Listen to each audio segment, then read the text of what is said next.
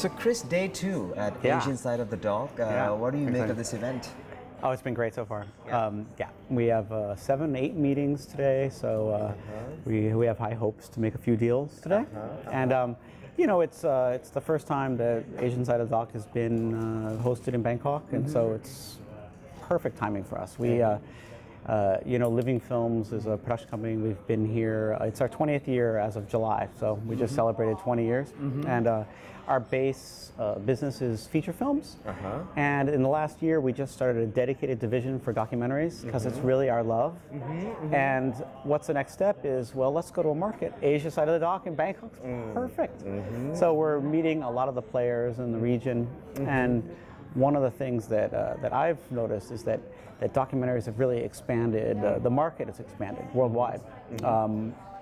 A lot because of distribution channels that have come up and whatnot. But also in Asia, in my 20 years in Thailand, I've seen that often the countries in Asia are doing their own thing.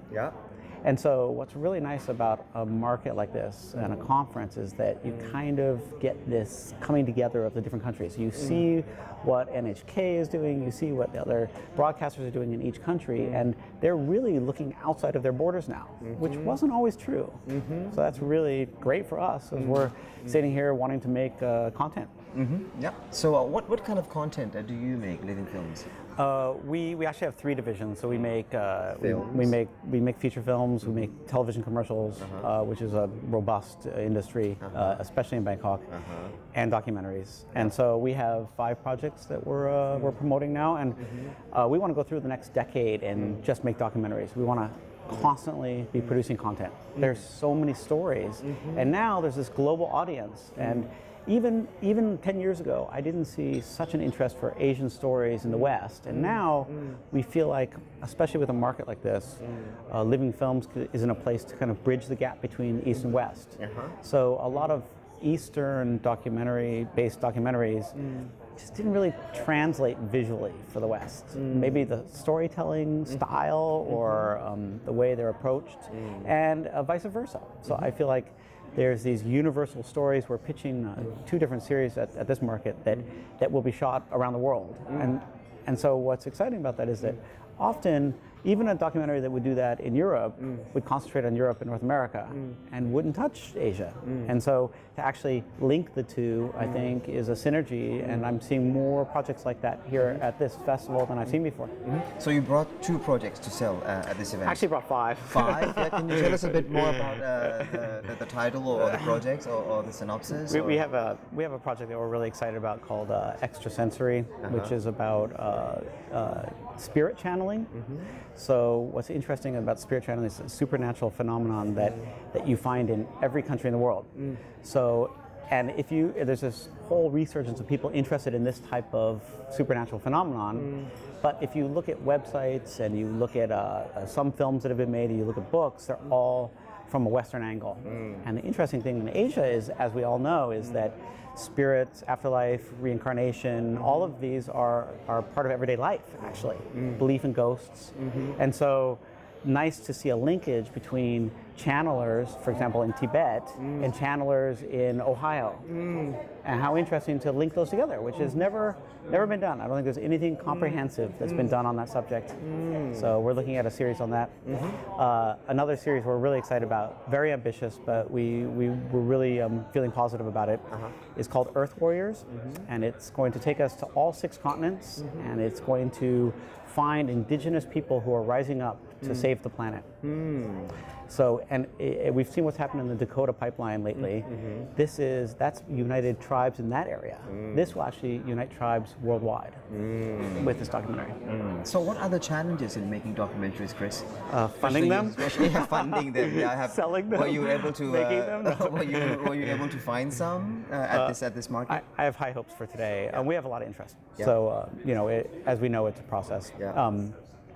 It needs co-productions between countries and between broadcasters and good distributors as well. So that's why this kind of market is really great, because it brings distributors together, and it's not just buyers and sellers. It's also people like us. It's content providers, producers, which often, like for example, I've been to the major feature film markets of Berlin or Cannes or Toronto, and it's mostly 98% buyers and sellers, and there's not that many producers actually. And what's really nice about this market that I found is we're talking creative, because people who make documentaries have a love of film. There's not that much money in it. So you know, if people are making documentaries, it's not like they're going to make millions of dollars from that. So it's not the point. We have other divisions of the company that can make more money than documentaries. So it's really about making quality content that has a social meaning that can help our our environments and our communities. So that's our idea. But at the end of the day, you also need to survive. So what's the market potential for documentaries? I think it's getting better and better. I really do, because we've seen that there's an interest. There's a way that we can now get a documentary to viewers, because one thing is we need to get it financed, but the other is it needs to be seen. Exactly. I mean, what a shame to put all that effort into a great documentary that we really believe in, which you need to get it financed, by the way, and you really believe in it, you get it financed, and then it doesn't get seen. So now we're seeing that there's just a market, there's an audience for documentaries worldwide, and so there's this kind of new hope that, hey, we could really get this in front of a lot of people. And ultimately, I think that's the idea. The money happens. If you get a huge viewership, then people are going to see that, and you'll get financing for your next one. So we're trying to start a trail of that, of really high-end documentary that's well-told stories that are universal. And I think we've seen more of that at this market at ASD than we have before. So stories that can traverse cultures.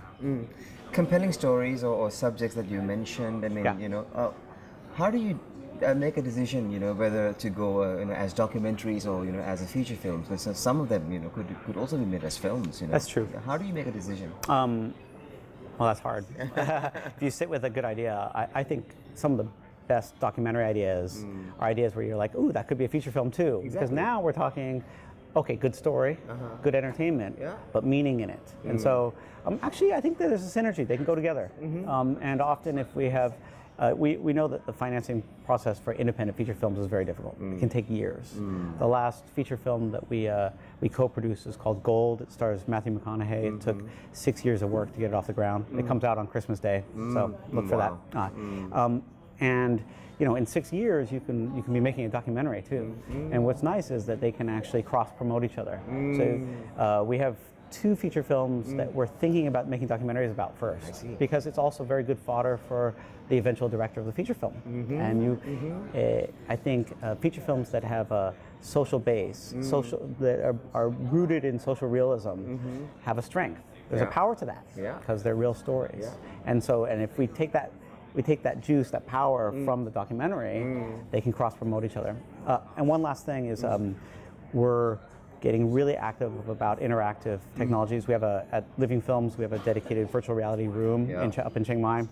And I've gone through 160 experiences in that room. And I love the idea of immersive technology as well. I think it's going to be a new art form. And what's happening right now is there's a lot of games and there's a lot of smaller projects, but let's talk about immersive storytelling ability, because there's not that much serious content, like a real love story or a really immersive, empathetic documentary-styled film inside virtual reality. So I love to embrace the new technologies in all of this too. That's a new challenge. Yeah, it's great. And okay, you talk about the uniqueness of this market, Asian side of the dock. What about Bangkok as a host city, or Thailand as a host country for this kind of market? Bangkok has clearly become the hub of filmmaking in Southeast Asia. I mean, over the last 10 years, I've been here 20 years, and I've seen the whole industry progress. And so Bangkok is like, not only is it physically placed in the middle of Southeast Asia. Geographically, you kind of fly through Bangkok to get anywhere. But we've seen a lot of North Asia coming in for films. In the feature film industry, the Chinese and Japanese, Koreans are coming here to make films now. So whereas before you might have seen big Hollywood films come here, which you still do, you also have a lot of Asian filmmakers, Bollywood's coming here and centering in Bangkok. So what that does is supply and demand. It creates an industry. It creates great crews and a great infrastructure for filmmaking. So it seems really appropriate to have Asia side of the dock in Bangkok. It's, you know, as a hub for filmmaking, and you've got filmmakers coming through all the time. It's an obvious choice, if you ask me. Thank you so much, Chris. Wish you all Thanks the so best. much. Yeah. Thank you. Thanks. Thanks.